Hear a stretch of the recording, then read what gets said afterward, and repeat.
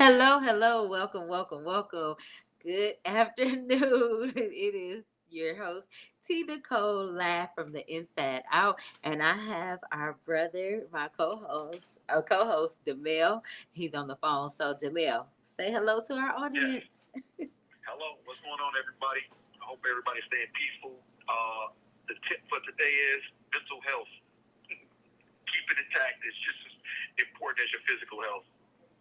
Thank you for that because that is very important. So today, I actually got a video from one of your close friends today, and so Oh, wow. yeah. So he was talking about something that many of us overlook. Me being an educator, I used to work with young men all the time, and so I only seen things from my perspective.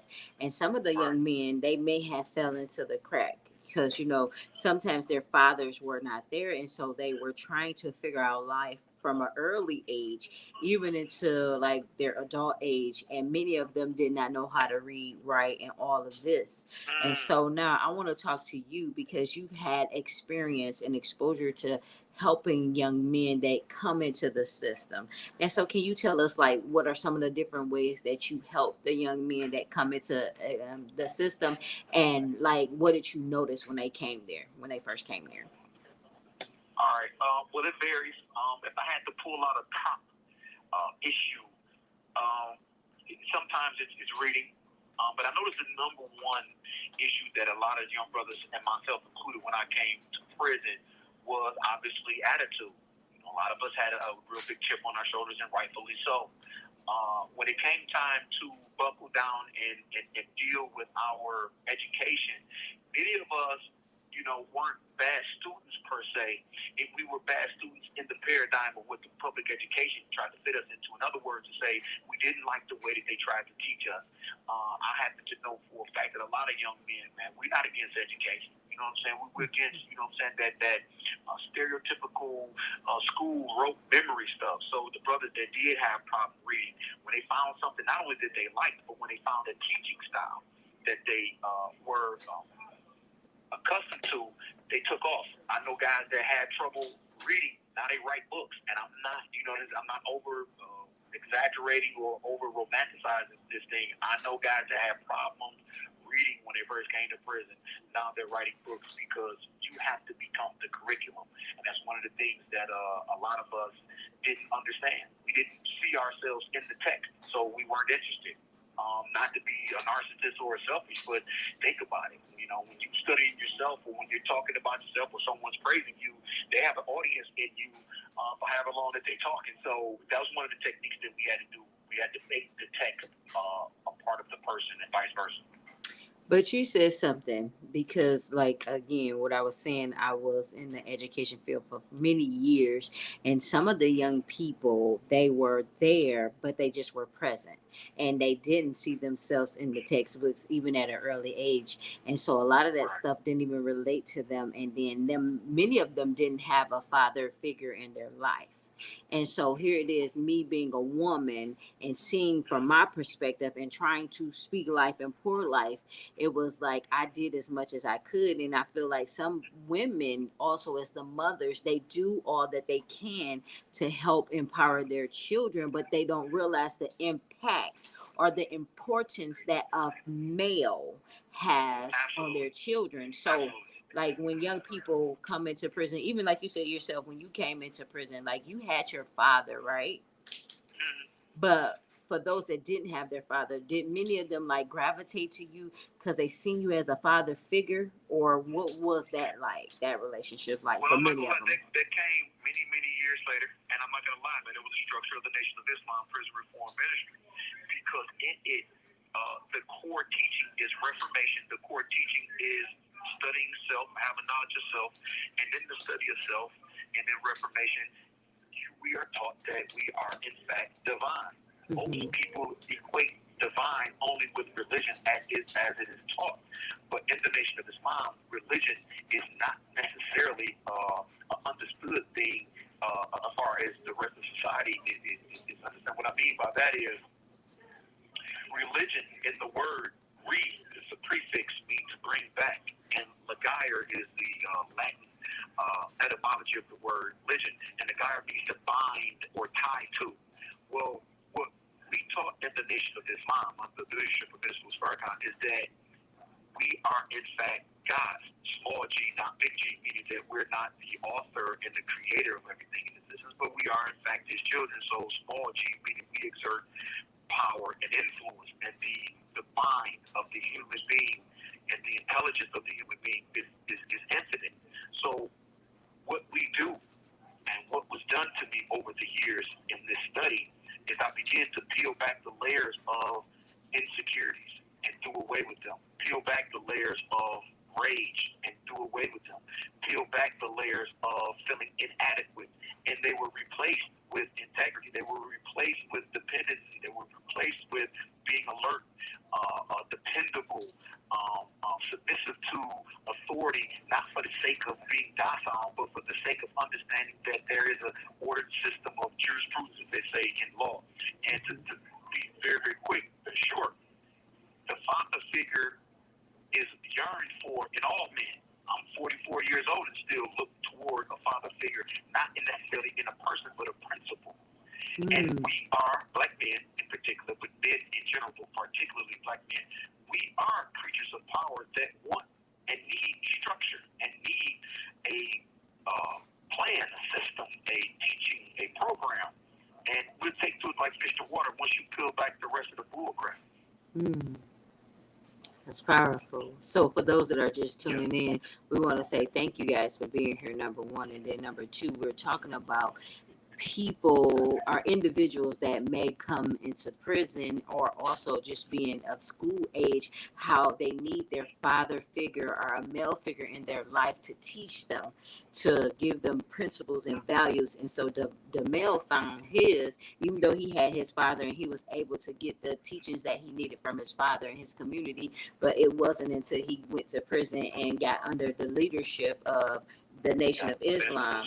That's right. Yeah, That's right. and he learned more principles and value, and like he said, the layers that he it's like the walls that he put up is what I would say, because that's how I look at it. Like sometimes we put up these things and we believe one way, but we have that stuff have to be broken down in order for us to see what it really is. Because it's like you're evolving into something higher.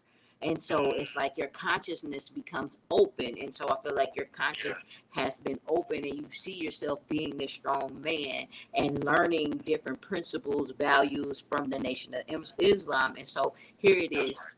When young men come to prison, now more than ever, and while you're there, you're teaching them. Because I had a young man that you know personally.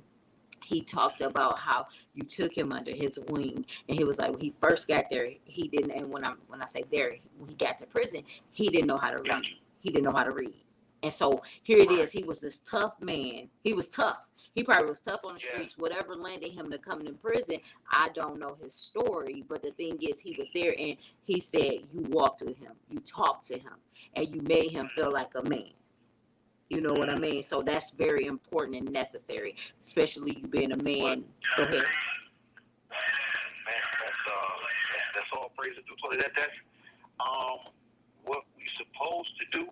If we're able to bond and make a friendship and a brotherhood in the midst of that, then that's a double pleasure. Because now what you have is, genuine concern and care, and you grow. So in those walks, in those talks, it wasn't just all like, sometimes, man, some people can get a misconception of what that looks like, right? There was no brother banging in reality in the Malcolm X movie, right? But I would imagine that some people may think whatever they think. But my point is saying that is, in that building, in that learning, in that growing, there was comedy in there, man. There's real life being had in there. So it exceeds just the studentship or exceeds just the father figure, man. That's my brother. And the Holy Quran, that's the book that the Muslims read from, said that we are brothers, and it's a brotherhood.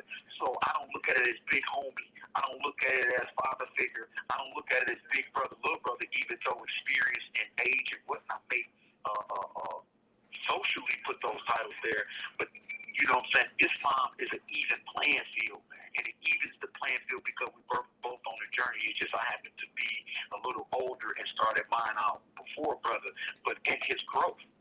You know what I'm saying? I learned from him as well. Man, I had so many young guys around me, man, that, you know, I took from them what we're doing. Man, this little brother gave me this idea years ago. I just walked into the wisdom of it, and Allah has placed people such as yourself in my life to be able to make it happen. But this little brother was on that years ago. So and I recognize that. Not a lot of people can do that. I'm not bigging myself up. I'm just telling you the reality of psychology of some guys in here, man. Some people are jealous of young men because they're young. You know what I'm saying? Some people, and it's like that in society. Real quick, the best way that I can explain my upbringing with masculinity is a song by Kendrick Lamar called Father Time off of his new album, Mr. Morale and High Steppers. I suggest everybody listen to that song, man, because music for me and reading and art and whatnot, because I'm in prison, I have to live vicariously through those. But just so you'll understand, when T talks about me having a father, I need you to listen to that song called Father Time by Kendrick Lamar off of Mr. Morale and High Steppers. Big Steppers, I think it is. And you can explain a little more. Yes, so he had me listen to that particular song, so I understood a lot more about him, and I feel like he sends like different messages through music because you listen to music and it does something for you, Demel, and so I thank you for that. But yeah, so I wanted to say I had to have this particular conversation because I've been looking and thinking about the young men that have came my way on this journey of me like becoming the woman that I am today, and I was able to speak life to them and pour life into them. But the thing is, so many times they just get passed on through the system and they get the short end of the stick, and that's where that prison or what is it, school to prison pipeline is. And so prison pipeline, and so it's just it woke something inside of me, and I was like, we need to have this conversation because we're trying to get to this place where we're actually empowering our young men before they go to prison. Like even when they get into prison, we have go ahead. Real quick, because I want to jump in there real quick. And this is something that you and I spoke about before. I want to reverse that. And from prison to school lifeline, there is a wealth and a treasure trove of information from brothers that's emphasis in here that could perhaps reach out in reverse. So instead of just having that school to prison pipeline that we all know exists, why not take the existing people that are here and take a school to prison, from a prison to school lifeline, wherein we can start to decarcerate and stop on that end. I just want to throw that in there real quick. But go ahead. I mean to cut your wisdom off. No. That was fine because that was perfect timing. Don't ever think you're cutting me off, but just know that it's in alignment with what we're saying because I like how you brought that up because the prison to school lifeline is necessary and it is needed now more than ever because so many times people can go through their situations in life and they feel like they're hopeless, and we lose children to the streets, but we also lose them to prison in a way that me being an educator, and I've seen so many kids. I've seen so many kids lose their life because of this. So we need to be proactive and make the changes. So I want to say thank you for coming onto the show. We look forward to seeing you next Sunday. So we got to make sure we keep this conversation going. And do you know about the heartfelt letter campaign? Your uncle. I do. I'm being made familiar with it. I want everybody to support it, and as I get more educated on it, Dion Ricanil is going to head that up. The sister Susan Brown, if I'm not mistaken, and a couple of others. We definitely want to push that, and we'll get more detailed as time comes. And obviously, you'll have more time to deal with them because I'm, fragmented in my time. But absolutely. Well, we value you. We appreciate you, and we thank you for always being here on time. And I want to part with this, man. Tell everybody, man, free Brittany Griner, man. Russia is out cold for that. I'm going to just leave that at that. Okay. Well, thank you for that. And so we appreciate you, and we'll talk to you next week. Thank you for using GTL. So, guys, Demel, he came on and he gave his insight. So I want to talk briefly about what we were discussing because somebody came to me and I value what he said today because so many times we go through life and we try to raise our children the best way that we can, but I've noticed a cycle. I've seen the cycle, and the city that I'm from is a small city, and we don't have a lot that we offer young people after they graduate from high school. And so it's like we're doing a disservice to them. Many of them are able to get out the hood and go to other places and live their life, but many of them are stuck and it's probably because of their upbringing or because of the lack of resources. So I'm not gonna say so much their upbringing, but the lack of resources. And so what I learned is like if you go to different communities where you see how you might have children that have two parents in the home or maybe even one, but they have a community that is helping to empower them. They have money, they have the best schools, they have all the resources that they need to thrive. So, like, they might have small businesses where they're able to get the education, the training that they need to thrive in their communities because they believe in giving back to the community. So, I just wanted to make light of that because like some young people don't know how to read and write, some of their parents do not know how to read and write or comprehend.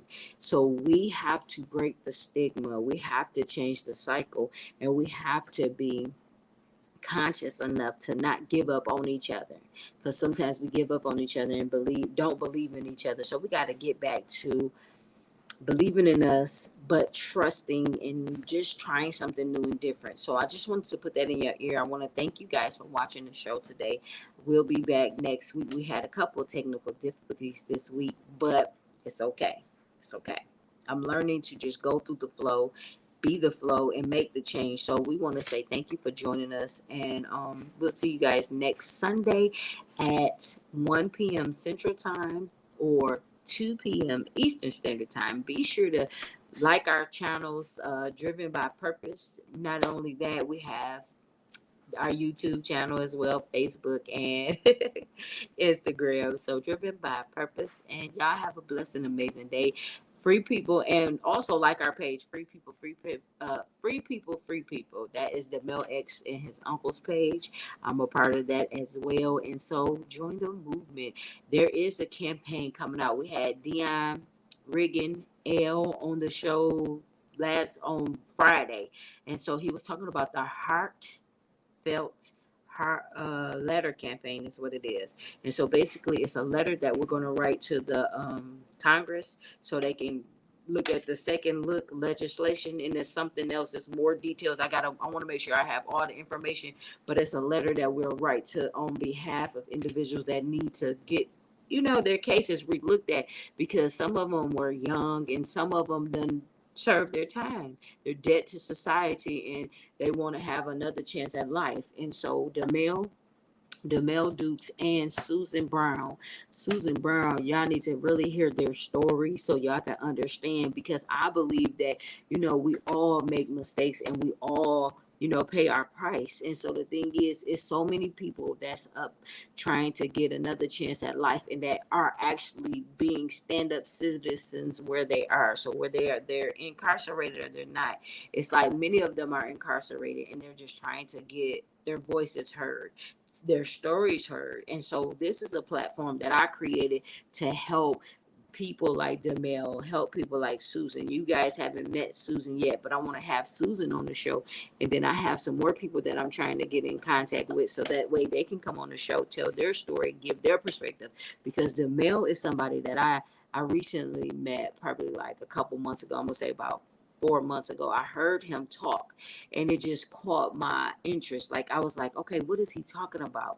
Because I didn't know him at first, but to hear him talk, how intelligent he is, and then how he's helping brothers in prison. Like I had this one young man, he did this video for me because I'm going to put out something so that way y'all can hear more about Demel, but he can tell his story from the capacity that he can. So y'all go back to our first video. I'm gonna make sure I put clips up, but this young man was saying how he couldn't read, he couldn't write. No, he didn't say he couldn't write, but he was like he couldn't read and he was getting in a lot of trouble. And he was like Demel took him under his wing and was teaching him about the Nation of Islam. And so that right there in itself spoke volumes. Like Demel reminds me of me. Like he's in prison right now, he's incarcerated, but the thing is, it's like just because he's incarcerated, he's still helping people. Like when we going through our trials and tribulations, it speaks volumes when you can help somebody else.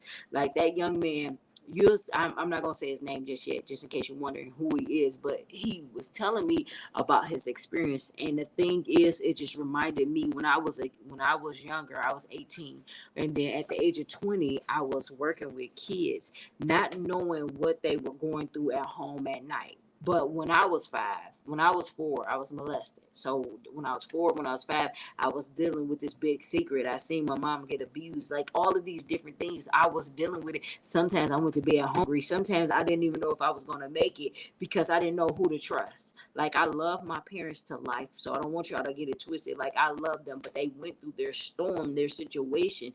And so for some people, they're not able to come out of that. They're not able to see, like mom and daddy had problems. They suffered whatever they suffered from. They did that and forgive them. So it takes courage, bravery, and all of that to forgive somebody. So the thing is, like Demel, I love the fact that he helps people.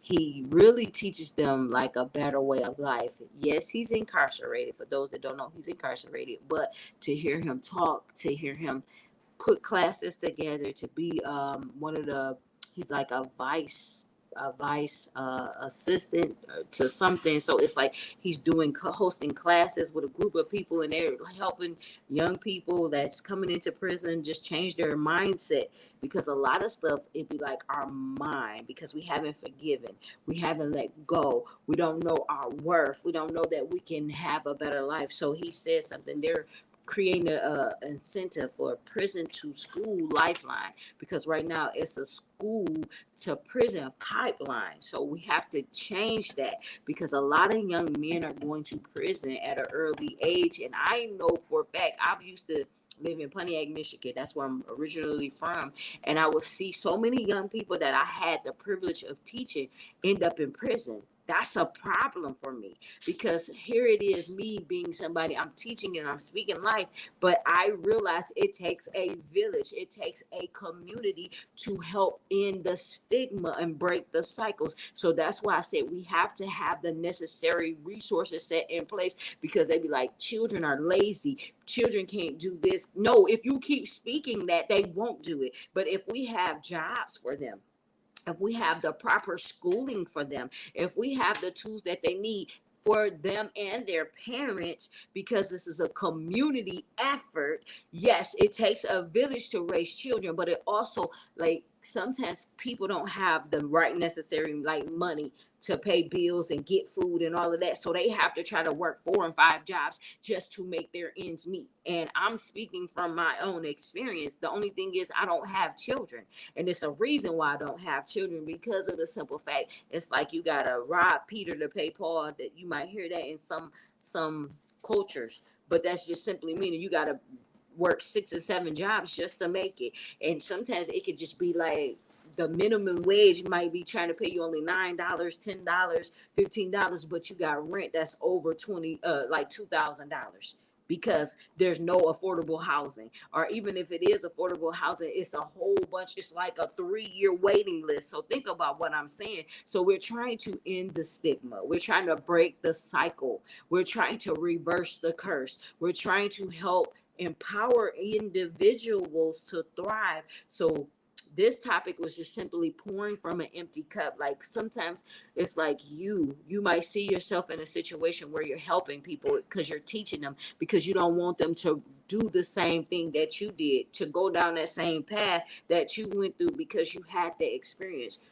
As a trailblazer, as a leader, as a activist, as somebody that wants change in their community, we have to be willing to be on the forefront. We have to be willing to give our all. We have to be willing to pour out of us. So that's why I wanted to have this conversation today. So for those that did not get to see Demel, go back to the beginning, because one of our friends, because it's his friend, I'm getting to know him. It's like he did a video for me, because I needed to see like some of the things that Demel has done for others. Like, I've done a lot, but to hear it come from somebody that is not, he wasn't bragging or boasting, but he was just like, he couldn't read, he couldn't grasp certain things. It was like he couldn't like see it because he wasn't conscious, because he was used to living the life that he was living. But to go get broken down and have to live life a different way because you don't have your rights, you don't have your freedom in that capacity. So I thank God for Demel. I thank God for the individual that shared part of his story with me, because it was a powerful story. So you'll see it very soon. But y'all have an amazing day. Thank y'all for joining us. Me and Demel will be back next Sunday, same time, same place, 2 p.m. Eastern Standard Time, 1 p.m. my time. For those that don't know, Demel is incarcerated, but he comes on and we talk about different topics. So if you want to be a part of the movement, learn more about it, just continue to show up every Sunday. And we're going to put together a page so that way you can, if you have any comments, questions, because Demel, he's in prison and he was aiding and abetting. So think about what I just said. And they gave him life. They gave him life. So he was just as guilty as the person that committed, who pulled the trigger. So think about what I'm saying. So now that he's been in prison for 22 calendar years, it's like he's been doing this for a while. He's been helping to empower, encourage, like support people. And the thing is, it's like, you may have been given a sentence, maybe a fair one, maybe not a fair one. But will you allow that to stop you? Or are you going to change and help somebody else's life? Because he has an opportunity to come home, but we don't know. It could go either left or it could go right. We don't know. But we're trusting and we're doing this work so we can help people. So like me, I've been overweight all my life. And I had a death sentence on my name because I'm overweight. And I could have had all of these different things going on in my body, but I'm not claiming none of those things. But I'm fighting and I'm being proactive and I'm changing my mindset. I was in prison in my mind because being a victim, being somebody that was molested for many years, I held on to everything. So I had a death sentence because I was slowly killing myself. And so we came together, two different perspectives. Me being an educator, seeing individuals on a day-to-day, speaking life to individuals that were struggling, dealing with different things, and many of them could not vocalize it. So that's what we got to realize. Sometimes we can't vocalize what we're feeling, what we're experiencing, because we don't know who's going to judge us. We don't know who's going to love us, support us, be there for us. So it's like we're trying to fight. So now we're trying to create this safe space for individuals. So yes, some people go to prison and they do a harsh crime. And there's some that don't do the harsh crime, but they get the harsh time. So we have to break the stigma. We have to end the cycle. So I know this is not, you're not used to seeing me being in this element, but I am a person that knows that we all deserve a second chance, especially if it's a chance where it's like I'm trying to say it where it makes sense. It's like if you pay your time, if you do time, you pay your time. You know what I mean? So it's like he's been paying his debt, been paying it. So I want y'all to get to know Demel and anybody else that comes on the show, because I'm going to have people that come on the show that I honestly believe that deserve a second chance. Like my name is going to be on them. So y'all pray with me, because this is not an easy task. It's like you see me right here, right now, and then you don't know what the backlash is like. You don't know what people might be thinking or what they might be saying. But I'm willing, because free people, and I had to become free in order to free myself and free other people. I hope I just said something to your heart, because I was not free. I didn't know my worth. I didn't know my identity. And the person that did damage to me, I forgave them too. So think about it. I'm not telling you to think no other way, but I'm just saying, because I know sometimes people do something that's harsh and they have to pay the price. I lost my cousins to gun violence. Some of my cousins committed gun violence. And my heart breaks because everybody loses. When you take a life, I'm going to leave on that note. But I just believe that some people deserve a second chance. I honestly do. I honestly do. So y'all be encouraged and be blessed and have an amazing day. And I'll see y'all next Sunday. Take care. Bye, guys.